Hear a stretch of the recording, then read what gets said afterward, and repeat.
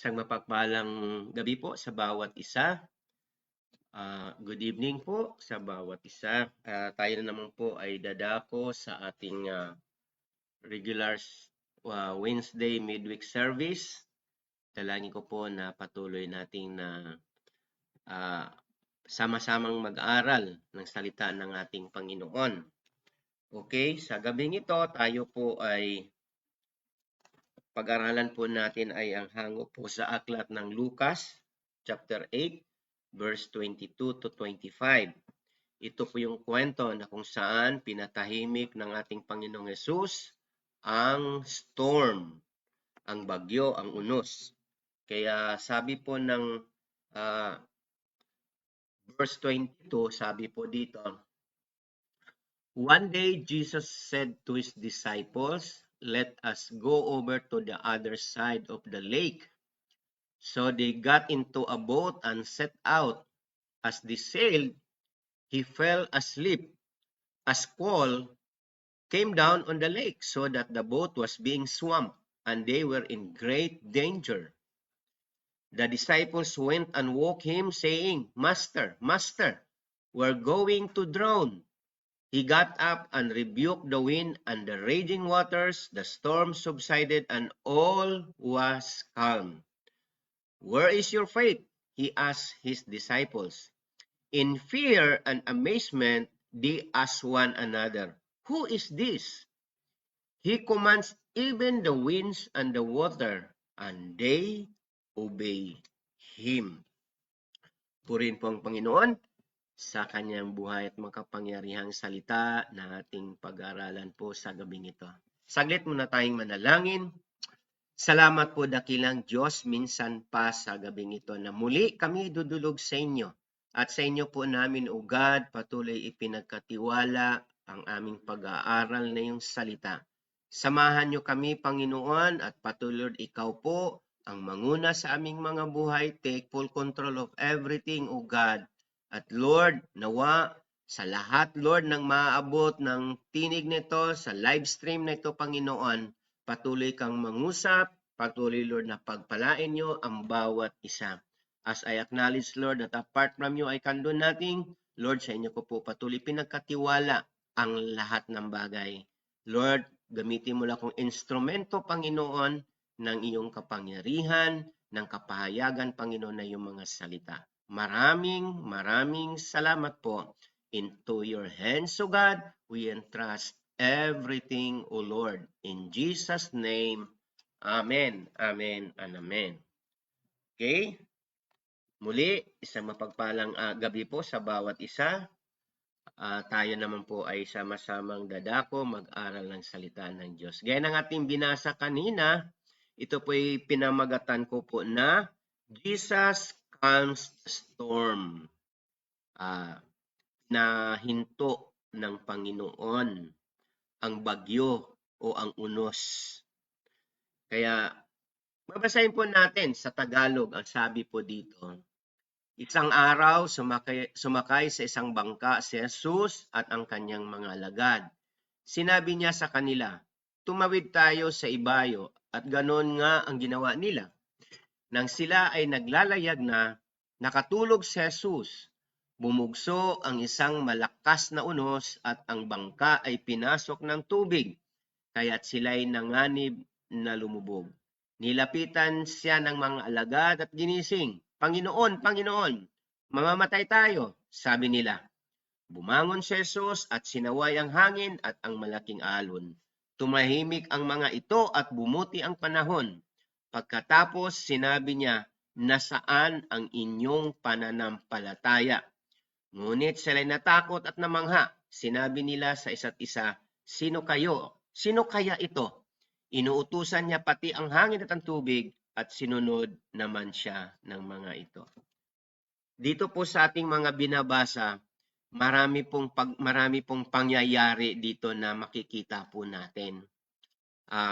Ang sabi nga po doon, kunting background lang po. Sabi po doon, the lake o yung ilog na kanilang pinupuntahan is the Sea of Galilee, where a body of water 680 feet below sea level and surrounded by hills. Kaya winds blowing across the land intensify close to the sea, kaya often causing violent and unexpected storms. Kaya the disciples are seasoned fishermen who had spent their lives fishing on the huge lake, but during this squall, they panic. Okay?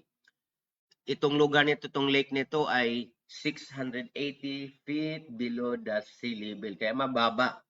Kaya kapag ang hangin ay bumuhos o malakas ang hangin, ito po'y nagdudulot ng violent and unexpected na mga storms, mga unos sa buhay. Kaya makikita po natin yung mga disipulo nung nangyari po yon, makita po natin yung mga disipulo po nila ay mga talagang mangingisda, isanay na sila sa pangingisda, alam nila ang panahon, alam nila ang unos. Kasi sabi nga po doon, they spent their lives fishing on this huge lake. Ngunit nung time ngayon na mayroong unos, sila po ay nagpanik. Natatakot silang lahat. Kaya ganoon din po at makita po natin ang sabi nga noon, the disciples panic because storm threatened to destroy them all. And Jesus seems unaware and unconcerned. Theirs was a physical storm. But storms come in other forms. And think about the storm in your life, the situation that caused you great anxiety. Kaya makikita po natin, nagpanik ang mga disipulo dahil nga malapit na rin po silang lumubog. Ang takot po nila, baka po sila ay mamatay. At makita po natin, ang akala nila, sabi nga dito, si Jesus ay wala daw pakialam, unaware at unconcerned sa kanilang kalagayan. Kaya dito po makikita po natin yung storm na kanilang naranasan. This is a physical storm. Ngunit ang storm sa buhay ho natin ay it comes in other forms. Maraming bagyo sa buhay natin. Di ba? At sabi nga dito, think about the storms in your life.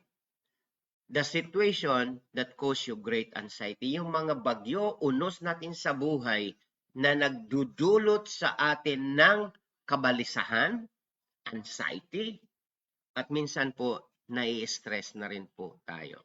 Okay? Dito makikita po natin kung babalikan po natin yung pangyayari.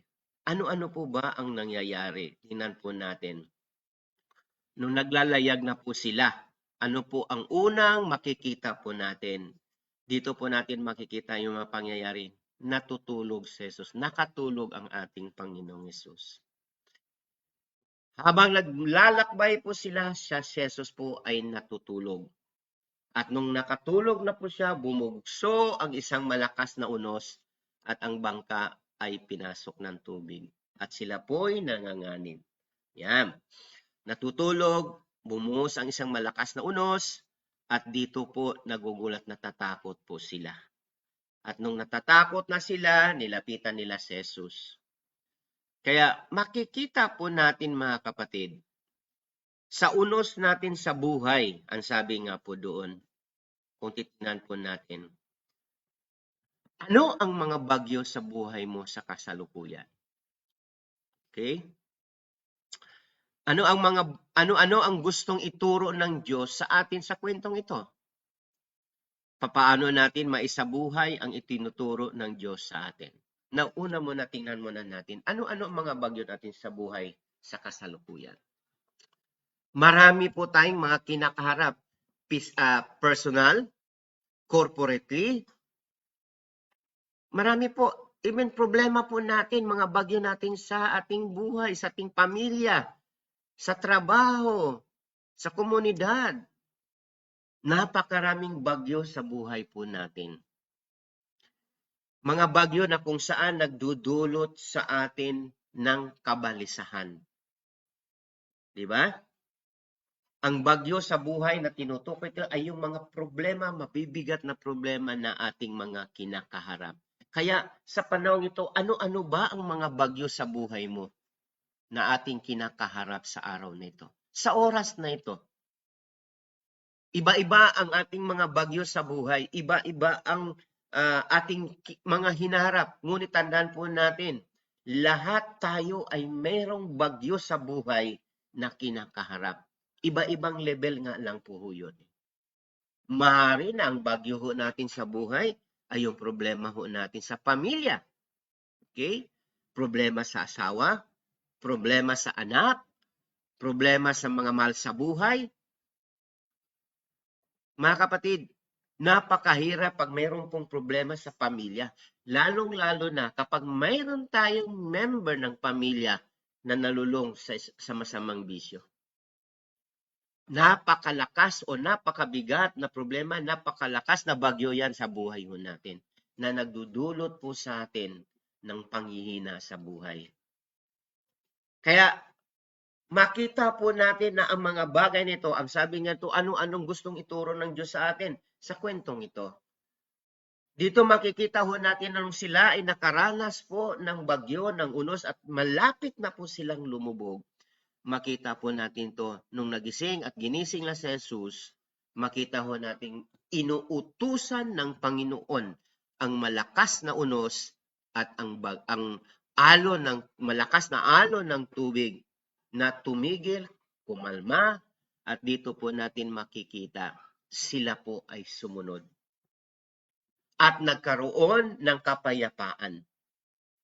Now, sa buhay natin, paano po natin ito maisa sa buhay ang mga itinuturo ng Diyos sa atin? Ibig sabihin, yung mga itinuturo sa atin dito ay dapat po nating gawin. Na anumang sitwasyon natin sa buhay ay dapat po nating ipagkatiwala sa Diyos. Yung mga disipulo, gaya ng sinabi ko po kanina, sila po ay talagang sanay na mangingisda, sanay na sila sa lugar na yon bilang isang mangingisda, pero natatakot pa rin sila. Ganon din po tayo sa buhay natin ngayon. Ang dami natin problema, nasanay natin sa problema, pero ganon pa rin, natatakot pa rin tayo, nangangamba pa rin tayo. Pero tandaan po natin mga kapatid, wala po tayong kakayanan na lutasin ang problema. Kailangan natin ang Panginoon sa buhay natin. Na ating isasabihin sa Panginoon, Panginoon, malapit na akong lumubog sa problema. Malapit na akong lumubog sa bagyo ng aking buhay na kinakaharap. Dapat po ipamuhay po natin. Gaya ng sinasabi dito, paano natin maisabuhay ang itinuturo sa atin ng Diyos sa kwentong ito. Dapat sumunod po tayo. Yung tubig at yung hangin ay sumunod. How much more pa kaya tayo? Dapat sumunod po tayo. Nung sumunod po ang tubig, ang unos, sila po'y kumalma. Ganon din po tayo sa ating paglilingkod sa Diyos. Ganon din po sa ating pagsunod sa Panginoon na anumang bagyo natin sa buhay, nandun po yung kapayapaan kapag tayo po ay nagtitiwala sa Diyos. Whatever your difficulty, you have two options. Number one, you can worry and assume that Jesus no longer cares. Or, you can resist fear, putting your trust in Him. Okay? Dalawa lang po. Kapag tayo ay may kinakaharap na mga unos sa buhay, bagyo sa buhay, dalawa lang po ang dapat po nating gagawin. Una, you can worry and assume that Jesus no longer cares, o i-resist natin ang takot sa buhay.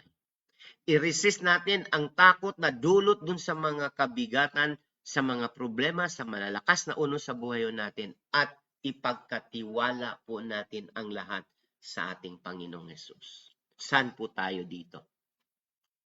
Tandaan natin sa pag-worry, maraming pwedeng mangyayari sa atin na hindi maganda. It will destroy our health. Okay? Sa pag-worry ho natin, maraming bagay na hindi natin nagagawa dahil sa pag-aalala ho natin, dahil sa pag-iisip ho natin sa mga bagay na nangyayari sa ating buhay. As if, wala namang pakialam si Jesus eh.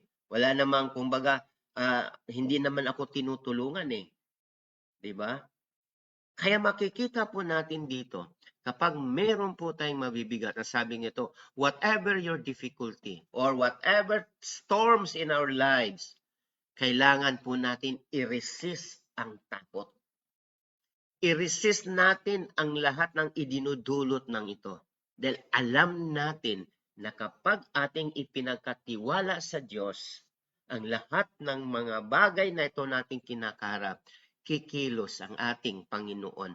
At nang dahil sa ating obedience, pagsunod natin sa Diyos, uutusan ng Panginoon na tumahimik, tumigil ang lahat ng unos sa ating mga buhay. Ang unos po ay pinahintulutan minsan ng Diyos sa atin. Para saan? Para tayo tumatag. Para tayo patuloy na magtiwala sa Kanya. At tandaan po natin mga kapatid, wala tayong kakayanan na patigilin ang unos natin sa buhay. It is only God, it is only Jesus Christ na silang po ang pwedeng magpatigil sa lahat ng unos ng ating buhay. All we have to do is to put everything sa ating Panginoon. Magtiwala tayo sa Diyos na kaya niyang gumawa ng himala sa buhay ng bawat isa sa atin. Tandaan natin, mag-worry, marami pong idinudulot ho yan. Maaari na sa pag-worry ho natin, hindi na tayo naging productive sa ating pagtatrabaho. Maaari na sa pag-worry ho natin, tayo nagkakasakit dahil hindi na tayo nakakain. Maaari na sa pag-worry ho natin, makita ho natin na wala ka nang natatapos buong maghapon. At higit sa lahat, kapag nag-worry ho tayo, it means wala kang tiwala sa Diyos. Hindi ka nagtitiwala sa Panginoon na kaya nang gumawa ng himala despite sa napakalaking difficulty o unos sa buhay na ating kinakaharap. Kaya po makita po natin, abib nga po doon, when you feel like panicking, confess your need for God and trust Him to care for you. Wow. Kung pakiramdam natin nagpapanik na tayo doon sa sitwasyon na ating mga kinakaharap, confess everything unto the Lord. Confess your needs to the Lord. I need your help, Lord. Panginoon, tulungan mo ako. Panginoon, alam ko wala po akong kakayanan na lutasin ang mga bagay nito. Ikaw lamang po, O Diyos. Kaya, when you feel like panicking, confess your need for God and trust Him to care for you. Ito po ang nais ng Diyos. Kaya nga may paanyaya ang Panginoon di ba? Trust, ipagkatiwala natin sa Kanya. Dahil alam ng Panginoon ano na ang sitwasyon natin sa buhay. Kaya may paanyaya ang ating Panginoon, Matthew 11 verse 28, diba? Ang sabi nga po doon, come to me, come to me, come to me. Magsiparito kayo. Halika, lumapit kayo sa akin. Kayo. Kayo na nabibigat ang lubha, napapagod na, at kayo'y aking papagpahingahin. Come to me, you who are heavily laden, and I will give you rest. Tandaan po natin sa kapahingahan natin sa ating Panginoong Hesus, nandun po yung katatagan po natin na alam mo natin na despite sa mga storms sa buhay natin, sa mga bagyo sa buhay natin, makakatulog po tayo ng mahimbing. Why? Nandun tayo sa presensya ng ating Panginoon. And makikita po natin, these disciples live with Jesus, but they underestimated Him. They did not say that His power applied to their very own situation. Jesus has been with His people for 20 centuries, that means 2 years. 2,000 years na ago. And yet, tayo, like the disciples, underestimate His power to handle crisis in our lives. These disciples do not yet know enough about Jesus. Kaya nga, time na yon hindi pa nila gaanong kakilala ang ating Panginoong Yesus. Kaya di underestimate Him eh. Pero makikita po natin, maging sa panahong ito, sometimes, sa unos ng ating buhay, nahuhuli ang ating Panginoon. Anong hinahanap natin sa unang pag may unos tayo sa buhay, may mga kabigatan, may mga difficulties po tayo, trials, solusyon ng ating inuuna. Una nating iniisip, ano ang aking gagawin? Saan ako lalapit? Saan ako kukuha? Pero alam nyo po, nakalimutan po natin unahin minsan ang ating Panginoong Yesus. Seek ye first the kingdom of God and His righteousness, and all these things shall be added unto you. Lahat ng ating mga kabigatan, lahat ng ating mga problema sa buhay na kinakarap, anumang bagyo natin sa buhay na ating kinakaharap, kapag inuuna natin ang ating Panginoong Hesus, kapag sumunod tayo, ginawa natin yung nais ng ating Panginoong Hesus, lahat ng ating pangangailangan ay pawang karagdagan lamang sa mga bagay na ibibigay ng Diyos sa atin. Kaya dapat ngayon sa panahon natin ngayon, we cannot make the same excuses. Nung time na kung saan papalubog na po sila. Kaya sabi ni Jesus where is your faith? Nasaan ang inyong pananampalataya? Kapatid, kung hindi pa natin kilala si Jesus, at kung tayo kilala na natin si Jesus, tinanggap na natin si Jesus bilang Diyos, tagapagligtas ng ating buhay, dapat ang lahat ng ating mga kabigatan ay dapat na po nating ipagkatiwala sa Diyos. At kapag ito'y ating ibinigay na sa Panginoon, don't try to get it back. Para bang sinabi mo sa Lord, Lord, wala namang nangyari, akin na, ako nang gagawa. Tandaan po natin, there is always a perfect time for the Lord to answer our prayers. May timetable ang Panginoon, may exact timetable ang Diyos kailan siya tutugon sa ating mga panalangin. Kaya wag natin, ang sabi nun, we cannot make the same excuses na hindi pa natin gaanong kilala ang ating Panginoong Yesus. Kilala natin si Jesus, siya ang Diyos ng mga himala. Okay? And lastly, bilang pangwakas po, ang sabi nga po doon, when caught in the storms of life, it is easy to think that God has lost control and that we're at the mercy of winds of fate. In reality, God is sovereign. He controls the history of the world as well as our personal destiny. Just as Jesus calmed the waves, He can calm whatever storms you may face today. He can calm, pwede na, makaya niyang patahimikin anumang unos sa buhay ho natin. Kapag tayo lamang po ay nagtitiwala sa Diyos. He is in control.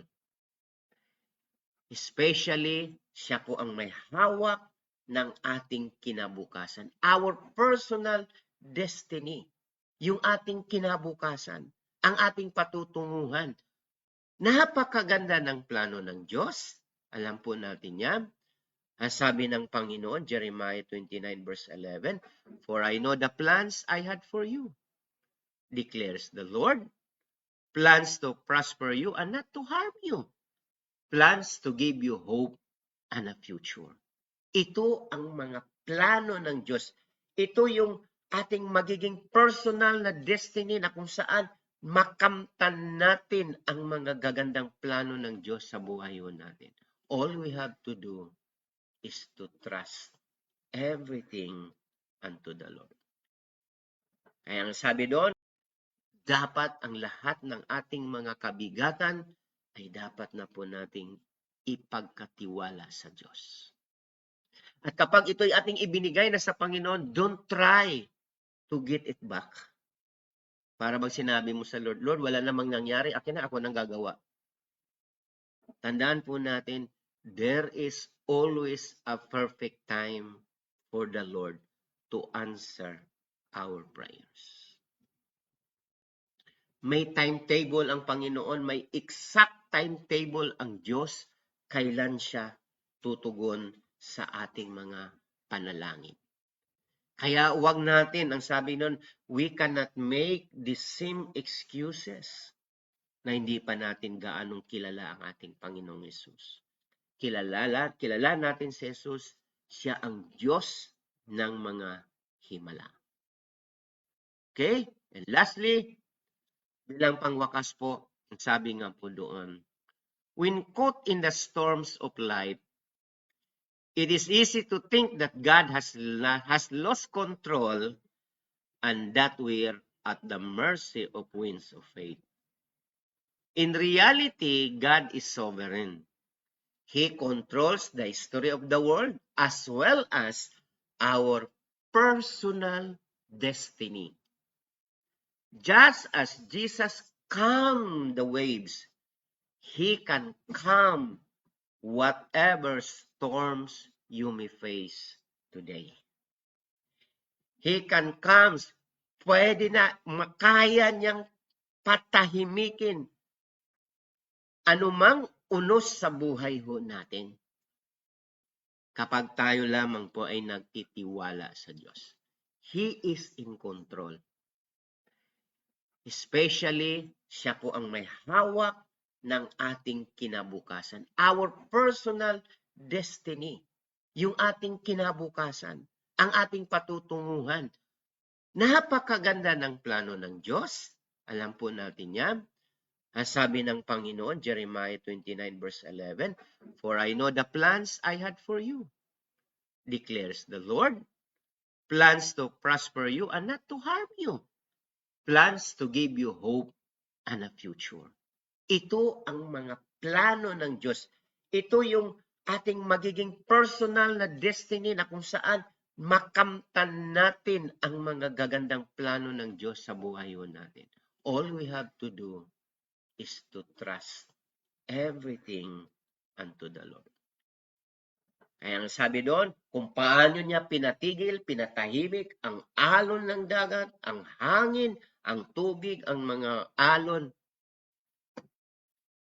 wala pong hindi pwedeng kayang gawin ng ating Panginoon. Lalong-lalo na sa mga alon, bagyo natin sa ating buhay na ating kinakaharap.